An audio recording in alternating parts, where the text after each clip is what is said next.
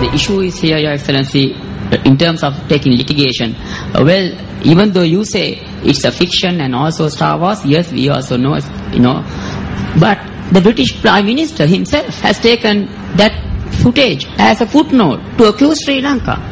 Now that is a danger point he is making. He himself take this as authentic. So does it mean then the Sri Lanka should alarm and take legal action on this? Because if the British Prime Minister himself take this serious, then why not Sri Lanka take this serious and go ahead with the litigation? No, the point is this. I think you're missing the point. The question is whether litigation within the laws of that country is the best option to take, and whether it will work according to the media laws of that country. That is an entirely separate issue from the issue as to whether anyone, whether it is the British Prime Minister or any opinion leader, quotes the Channel 4 footage. You have to understand there are two entirely different issues. The decision regarding litigation, the decision regarding the need for the imperative for something to be done is entirely different from the decision as to whether litigation will succeed within the confines of the laws of that country. And that decision has been taken time and time again by legal experts. That is an entirely different thing as to whether many people quote footage, many people are sometimes misguided, some people are misinformed, but many people quote things. People quote the Darusman report as a UN report. It was not a formally authenticated UN report. It was never requested formally by the UN. It was a private report. Many people quote that. Many people don't quote that section within the Darusman report itself that says that those things within it are written in the form of a narrative and require a higher threshold to be considered evidence. That's the most damning sentence in that entire Darusman report. But who quotes it? Because the majority of people don't read the report. They just read the sound bites and use the sound bites. That is why it is important that we continue engagement with the press and by the press.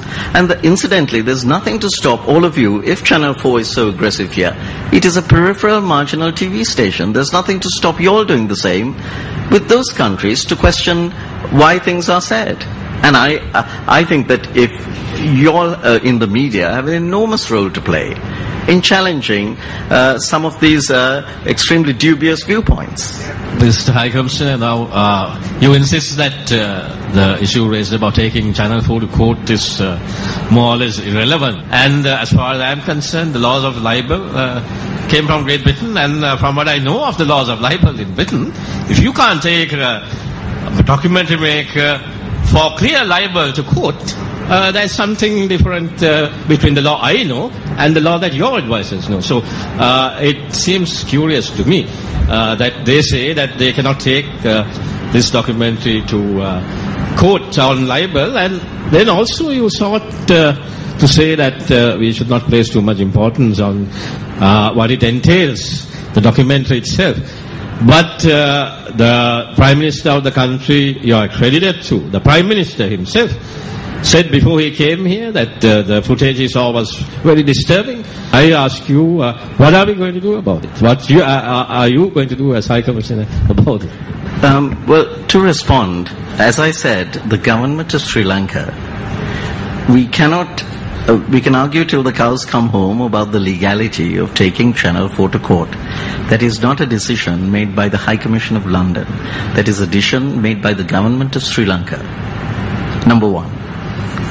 That is a decision made by your government as well as my government. Right? It is not a decision made by the High Commission of Sri Lanka. Number one. Okay, that is made by your legal experts who are also my legal experts. So we're both in this. Number one. So we don't need to revisit that. That will continue to be looked at. You may have a different view, but that is for you to discuss with the legal experts of this country. Number one. Secondly, the discussion regarding the diaspora, I never said that the impact of what the diaspora do are marginal to the central discourse. I did not say that. What I said was that the diaspora the vitriolic diatribe that we sometimes get from what you call the diaspora is only emanates from a very small percentage of the diaspora. That is important. The rest of the diaspora are not very aggressive in this same manner, nor do they have such vitriolic diatribe that this small percentage do, and those are the ones that funded it. I think that is very difficult to change, because that depended very much on that simple thing, money. And it still continues to depend on that. And we need to understand that. The money that we spent on the conflict, on fighting, on the arms and fighting the conflict, we are now spending in Sri Lanka on development, on reconciliation, rehabilitation, reconstruction. What happened to the money that they were spending? Are they spending it on reconciliation, rehabilitation? No, because they don't need to. That is what you need to understand. That the money, even though it has dropped down substantially from what they used to raise, there's a substantial amount of funding, international terrorist financing, still going on. And it is this that is being thrown at opinion leaders. And we need to understand that. When they throw a substantial amount of funding to lobby groups, to legislators, to parliamentarians, to different people, that is where you have an issue. And we need to understand that it is not a matter of discussion and discourse. It is a matter of the fact that several $100 million was raised, particularly from the large countries which had a wealthy diaspora. We all know that. And a percentage of that is being used to continue the propaganda war. Now, until we understand that, we will always be questioning, well, why is this so? And I think it's important that we understand that we recognize it. And that is where I think the responsible media can also play a part. So that's the second point. The third point regarding Prime Minister Cameron, yes, I fully agree, as I've said before, that this is not a place to internationalize, that we are in no position whatsoever to have to accede to any form of internationalization of the investigation of Sri Lanka. I fully agree with that. I've said it already. But that does not stop an individual from quoting a particular TV station or a particular booklet. It is not quoted not only by Cameron, but by many other people. It's what we get all the time. But the point is, what I'm saying is, we need to also be on the offensive in terms of what progress has been made. We within Sri Lanka need also to be more focused, because we can certainly add to that narrative. We can add to the positive narrative. We don't need to always be defensive about a negative narrative. I think we can be far more proactive about a positive narrative of things going on in the country that is not in any way to detract from what people say.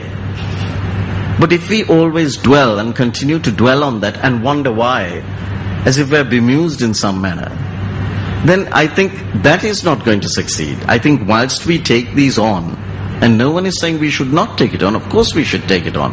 And I agree perfectly that the point that the point that the Prime Minister of England, if he did what is always useful for anyone, I think, for anyone, if they want to give or pass judgment on a particular country, I think it is important for them to come and achieve a balance. I think what is very important is whoever comes to the country, rather than simply visiting Colombo and visiting one area, like one particular conflicted area like the north, I think is equally important before they seek to comment on the country, to appraise themselves by also visiting the east and visiting the south and meeting the indigenous Tamil, Muslim and Sinhalese people even of Colombo, because it is only then that they will realize that people have been living together here for so many years. It is only then that they will truly realize the demography of the country. That is to a large extent not known, and that is something people realize when they come here. But you see, my point is this: it is not to ignore the negative, but it is important to encourage people to see for themselves, rather than simply taking it from what they see as a voice of a particular person or a voice of a high commission. They all want to see it from their constituents also. It is important that we understand that. And I think that we have a role to play in that. But I do believe the enormous effort that has been made over the last few years to put up with the lobby groups, to combat the lobby groups behind the scenes, to bring parliamentarians here, to bring the press here, to bring heads of government here. That is what we should be doing, and that is what we are doing. And that is why today we have Chogam in Sri Lanka. And I think we should be appreciative of that and move forward with that positive spirit. Yes, you hear people still being negative, but let me tell you, those voices, little by little, will die down. Time will tell. And the mere fact that Chogam is here today is a demonstration of that. Thank you.